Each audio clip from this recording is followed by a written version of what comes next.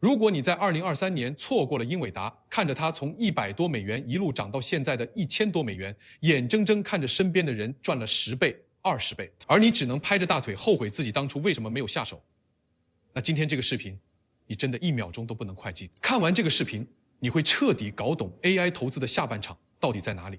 为什么现在所有的聪明钱都在从 GPU 这个已经被炒上天的赛道，悄悄转向光通信和存储这两个90%的散户还完全没有意识到的新风口？我会给你深度拆解6只纯血美股，它们每一只都有翻倍甚至更高的潜力。更重要的是，我会告诉你每一家公司的核心竞争优势、潜在的风险点以及具体的入场时机判断。如果你不想再错过下一个英伟达，不想再当那个永远踏空的人，不想再看着别人赚钱而自己只能当观众，那今天的内容就是专门为你准备的。我知道现在很多人心里都在想 ，AI 行情是不是已经结束了？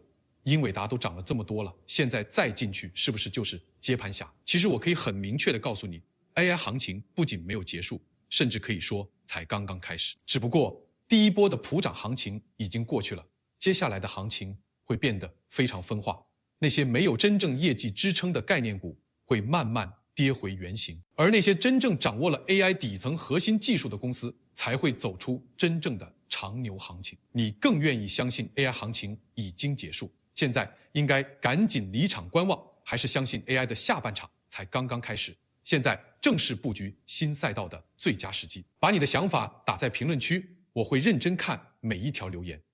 遇到有代表性的问题，我会在后面的视频里专门解答。如果你也想抓住 AI 下半场的投资机会，不想再错过下一个10倍股，先点个赞收藏一下，不然后面讲到关键的公司代码和入场时机的时候，你可能真的找不回来了。但你知道吗？现在90%的散户还在盯着英伟达不放，他们每天都在讨论英伟达还能不能涨，什么时候会回调，却完全没有注意到，真正的大资金已经悄悄转移了战场。华尔街的顶级机构，还有那些真正懂技术的投资人，现在都在疯狂抢筹光通信和存储领域的公司。为什么会这样？其实道理很简单 ，AI 的发展就像建一座高楼，第一波行情大家都在抢最显眼的塔雕，也就是 GPU， 因为没有塔雕，楼就建不起来。但现在塔雕已经够多了，接下来最缺的是什么？是钢筋水泥，是地基，是水管和电线。没有这些基础设施，再厉害的塔雕也发挥不了作用。而光通信和存储就是 AI 这座高楼的钢筋水泥和水电系统。你想想，现在的大模型参数越来越多，计算量越来越大，英伟达的 GPU 确实越来越快，但如果数据传输的速度跟不上，那 GPU 再快也没用。就像你有一辆超级跑车，但如果跑在一条乡间小路上，它根本开不起来。这就是现在整个 AI 行业面临的最大瓶颈。算力传输瓶颈。现在的 GPU 算力每18个月就能翻1倍，但数据传输的速度远远跟不上这个节奏。而且更严重的是，数据传输的能耗已经占到了整个数据中心能耗的1半以上。这意味着未来 AI 的发展不是被 GPU 的算力限制，而是被数据传输的速度和能耗限制。谁能解决这个问题，谁就能掌握 AI 下半场的话语权。而解决这个问题的唯一答案就是光通信。更有意思的是，第一个意识到这个问题的人不是别人，正是英伟达的黄仁勋。就在去年，黄仁勋亲自下场，和多家光通信公司签订了长期供应协议，其中最引人注目的就是和康宁签订的那份32亿美元的超级大单。你想想，黄仁勋是什么人？他是整个 AI 行业的风向标，他的每一个动作都牵动着整个市场的神经。他愿意砸这么多钱去买光通信产品，说明什么？说明光通信已经成为了 AI 产业链里最关键的环节之一。而且现在的市场需求有多疯狂 1.6T 光模块的需求从今年开始爆发，订单已经排到了2028年，很多公司的产能已经被英伟达、微软、谷歌这些巨头全部包圆了。也就是说，现在你有钱都不一定能买到货，这种供需失衡的局面必然会带来业绩的爆发式增长，而业绩才是支撑股价长期上涨的最根本动力。接下来我就给你深度拆解光通信领域的4大天王，每一家都有自己独特的优势，也都有翻倍的潜力。第一家康宁，股票代码 GLW， 我把它叫做地基之王。很多人可能对康宁这个名字不太熟悉，但你每天都在使用它的产品，你手机上的大猩猩玻璃就是康宁生产的。但现在康宁最赚钱的业务已经不是手机玻璃了，而是光通信光纤。可以说，康宁是整个光通信行业的基石，全世界90%以上的光纤都使用了康宁的技术和材料。没有康宁的光纤，就没有现在的互联网，更没有现在的 AI。而英伟达和康宁签订的那份32亿美元的长期供应协议，直接锁定了康宁未来几年的大部分产能。这不仅给康宁带来了稳定的业绩增长，更重要的是，这相当于英伟达亲自给康宁做了背书，确立了它在行业里的绝对龙头地位。而且康宁还有一个很多人都没有注意到的优势，那就是它制定了行业标准。在光通信这个技术壁垒极高的行业里，谁制定了标准，谁就掌握了定价权。康宁现在就是那个制定规则的人。从业绩上看，康宁最近几个季度的财报都非常亮眼，光通信业务的收入同比增长了超过50%，毛利率也在不断提升。而且随着 1.6T 光模块的大规模出货，康宁的业绩还会继续加速增长。我个人觉得康宁是光通信领域里最稳健的一只股票，它的技术壁垒最高，业绩确定性最强，而且估值也相对合理。如果你是一个风险偏好比较低的投资者，不想追求太高的弹性，但想获得稳定的长期收益，那康宁绝对是你的首选。第二家 Lumentum， 股票代码 Light， 我把它叫做定价权之王。如果说康宁是光通信行业的地基，那 Lumentum 就是这个行业里的上游收费站。Lumentum 掌握了光通信里最核心、最赚钱的技术——激光芯片。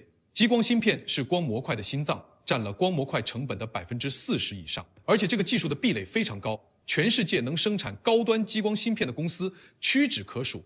Lumentum 就是其中的佼佼者。这意味着什么？意味着 Lumentum 拥有绝对的定价权。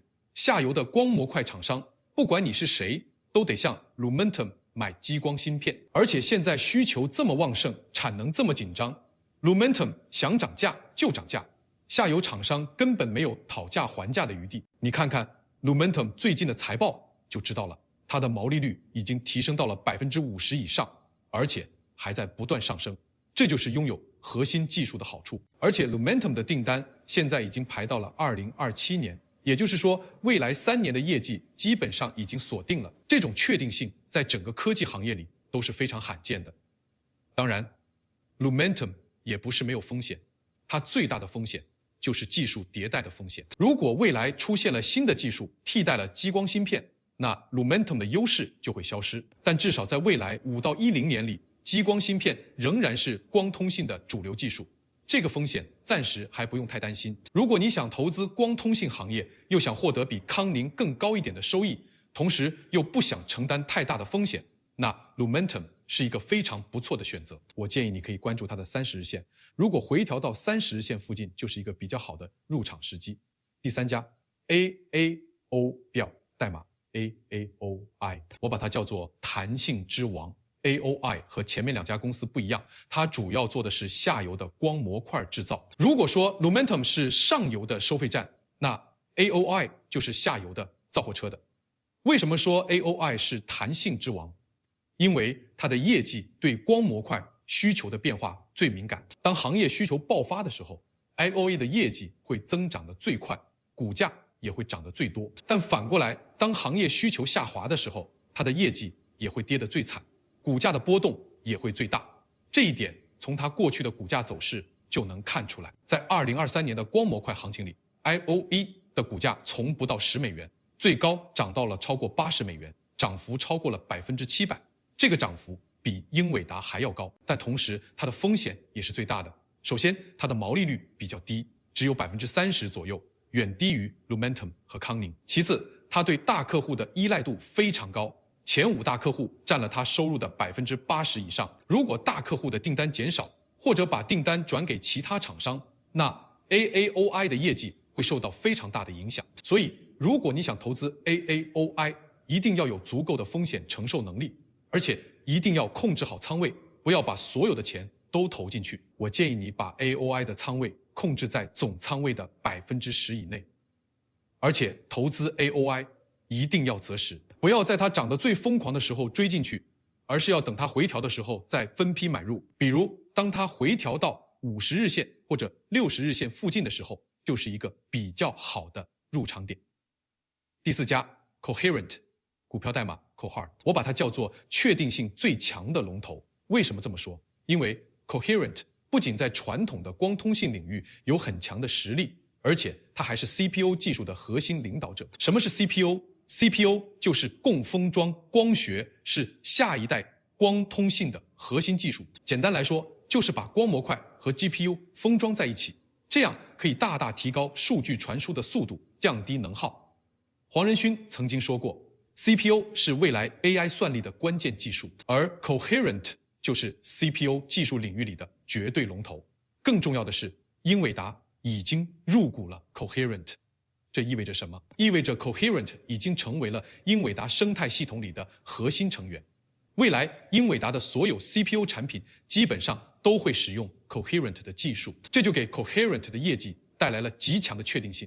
你想想，有英伟达这个大腿抱着 Coherent 未来几年的业绩，根本不用愁。从财报上看， Coherent 最近1个季度的利润同比增长了超过300%，而且随着 CPU 技术的大规模商用， Coherent 的业绩还会迎来更大的爆发。我个人最看好的其实就是 Coherent， 因为它不仅有传统光通信业务的支撑，还有下一代 CPU 技术的想象空间，而且还有英伟达的入股背书，这种双重确定性在整个光通信行业里是独一无二的。如果你只能选一只光通信股票长期持有，那我会毫不犹豫地选择 Coherent。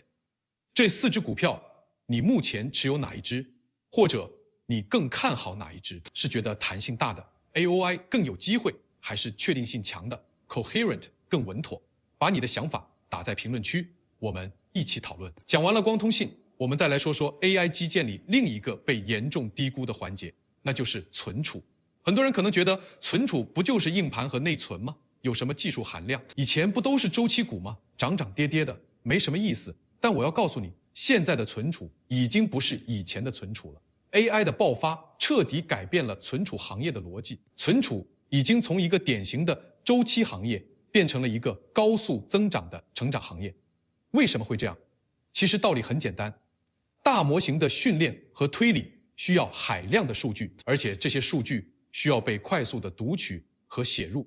如果存储的速度跟不上，那再快的 GPU， 再快的光通信也发挥不了作用。就像你有一个超级快的大脑，但如果你的记忆力很差，那你也做不了什么复杂的事情。而且现在的大模型参数越来越多，对存储的需求也越来越大。比如 GPT-4， 它的参数超过了1万亿，训练它需要的数据量超过了100 TB。而且随着大模型的不断升级，这个数字还会呈指数级增长，这就导致了存储市场的需求出现了爆发式的增长，而且这种增长是长期的、可持续的。接下来我就给你拆解存储领域的双雄美光科技和西部数据。第一家美光科技，股票代码 MU， 我把它叫做 HBM 霸主。什么是 HBM？HBM 就是高带宽内存，是专门为 AI 大模型设计的内存。它的带宽是传统 DDR 内存的10倍以上，而且能耗更低。可以说，没有 HBM 就没有现在的大模型。现在全世界能生产 HBM 的公司只有3家：三星、SK 海力士和美光。其中，三星和 SK 海力士是韩国公司，美光是唯一的美国公司，而且美光的 HBM 技术现在已经领先于韩国双雄。美光最新一代的 HBM 3E 内存带宽已经达到了 1.2 TB/s， 是目前世界上最快的 HBM 内存。英伟达已经和美光签订了长期供应协议，大量采购美光的 HBM 3E 内存，用于它的下一代 GPU。而且美光的订单已经排到了2028年。从业绩上看，美光最近的财报简直是亮瞎眼，它的毛利率已经提升到了81%，这个数字比英伟达还要高，而且它的净利润同比增长了超过1500%，这种业绩增长速度在整个科技行业里都是非常罕见的。而且美光还有一个很大的优势，那就是地缘政治优势。现在很多国家和地区都在大力发展自己的 AI 产业，出于供应链安全的考虑，他们更愿意采购美国公司的产品，这就给美光带来了巨大的市场机会。我觉得美光是存储领域里最值得长期持有的股票，它的技术领先，业绩确定性强，而且估值也不算太高。如果你想投资存储赛道，那美光绝对是你的首选。第二家西部数据，股票代码 WDC， 我把它叫做双重驱动底牌。西部数据和美光不一样，它有2个核心业务，一个是 HDD 硬盘，也就是机械硬盘，另一个是闪存业务，也就是我们常说的 SSD。很多人可能觉得 HDD 硬盘已经是夕阳产业了，迟早会被 SSD 取代，但你错了。在 AI 时代， HDD 硬盘不仅没有被淘汰，反而迎来了新的春天。因为 AI 产生的数据90%以上都是冷数据。什么是冷数据？就是那些不经常被访问的数据，比如大模型训练完成后，那些原始的训练数据就是冷数据。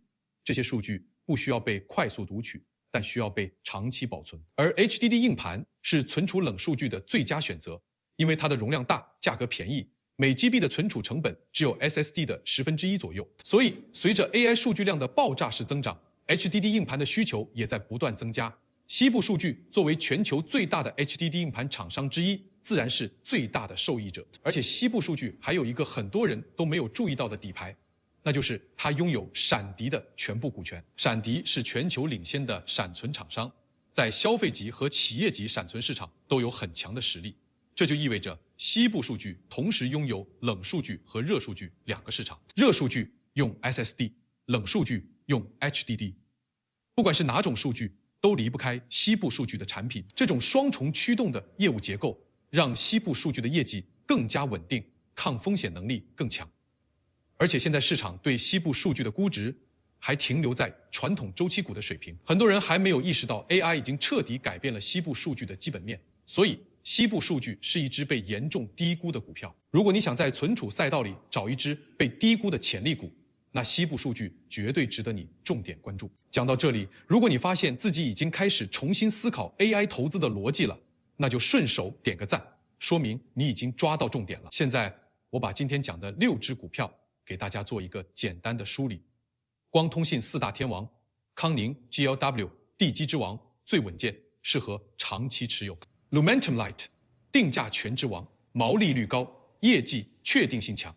AOE， 弹性之王，涨幅大但波动大，适合风险偏好高的投资者。Coherent Core， 确定性最强的龙头。CPU 技术核心，英伟达入股，存储双雄，美光科技 MU-HBM 霸主，技术领先，业绩爆发。